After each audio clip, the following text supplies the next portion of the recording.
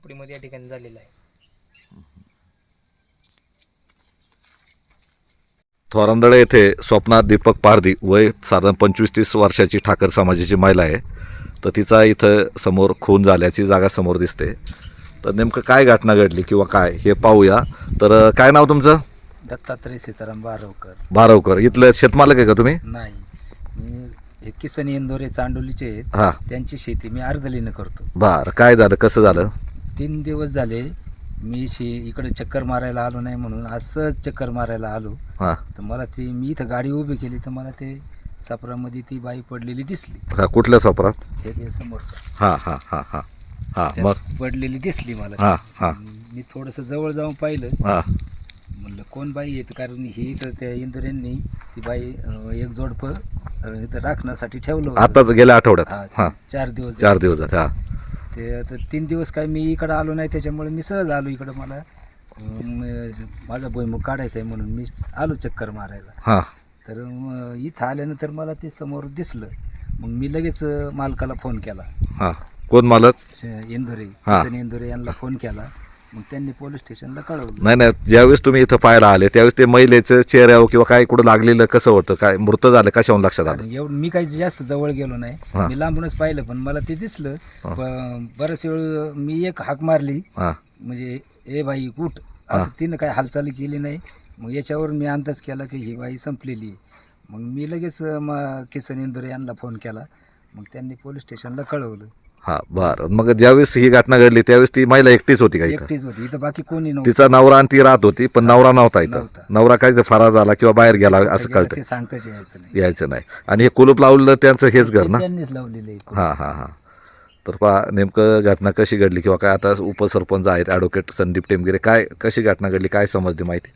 आता सकाळी काय झालं, सकाळी पोलीस पाटलांचाच फोन आला का या ठिकाणी एक घटना घडलेली, तुम्ही त्वरित या. त्याच्यानंतर मी 2-4 गावातील लोक घेऊन या ठिकाणी आलो. त्या ठिकाणी बघितलं तर त्या ठिकाणी खून झालेला होता. हां. कसं, चेहऱ्यावर काय लागलं होतं? चेहऱ्यावरती जखम झालेली होती हां आणि ती पूर्व पश्चिम अशी पडलेली होती ती महिला त्या छोट्या झोपडीमध्ये. हां त्याच्यानंतर मग आम्ही आल्यानंतर लगेच पोलीस प्रशासन देखील आलं.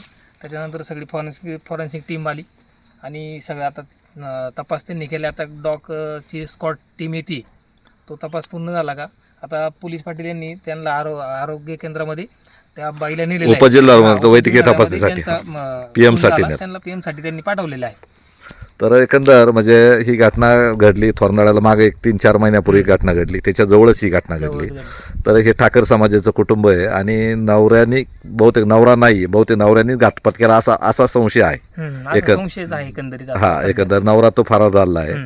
तर एकंदर ही ज्यावेळेस ही घटना घडली त्यावेळेस इथं ग्रामस्थ आले सगळ्या ताबडतोब तुम्ही, आणि त्याच्यानंतर पोलिसांना कळवलं, पोलीस सुद्धा आले.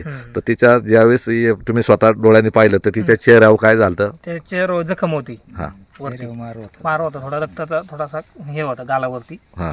त्याच्यावर कळलं होतं की हा त्याच्यामध्ये घातपात झालेला आहे. तिची चप्पल ती आहे का, दिसते का? ती बहुतेक अंदाजे तिची अंदाजे चप्पल तिचीच असावी, असावी. कारण लेडीज चप्पल आहे. हां. आणि त्या पण महिला आहे म्हटल्यानंतर कदाचित तीच असणार अशी शक्यता आहे. शक्यता आहे. म्हणजे बहुतेक हे बघा, हे तर समोर चप्पल सुद्धा तिची दिसते आणि हे मृत इथं पडला होता.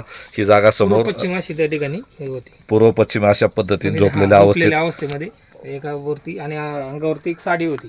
एक साडी होती आणि काही प्रमाणात थोडं रक्ताचे सुद्धा डाग इथं समोर दिसतात. हे पहा, इथं सुद्धा रक्ताचं डाग दिसतंय समोर. म्हणजे एकंदर कशाने मारलं किंवा हे माहित अंदाज आलेला नाही. तर अजून ह्याच पोलिसांचं अजून म्हणणं आहे की त्या चौकशी करायची ती टीम येते अजून, त्याच्यामुळे ते थांबले. हा, हे त्यांचं घर आहे ना? कुलूप लावून तो निघून गेलेला आहे. निघून गेला ना? जमीनवाल्याच घर आहे ना? आणि इथंच राहत होते ना ते? इथंच राहतो. इथं राहतो.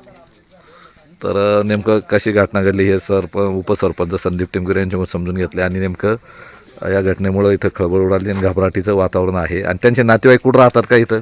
त्यांचे आता नातेवाईक अजून तरी काही तपास इथं राहतात ना वरती? खडकीला त्यांचे भाऊ राहतात.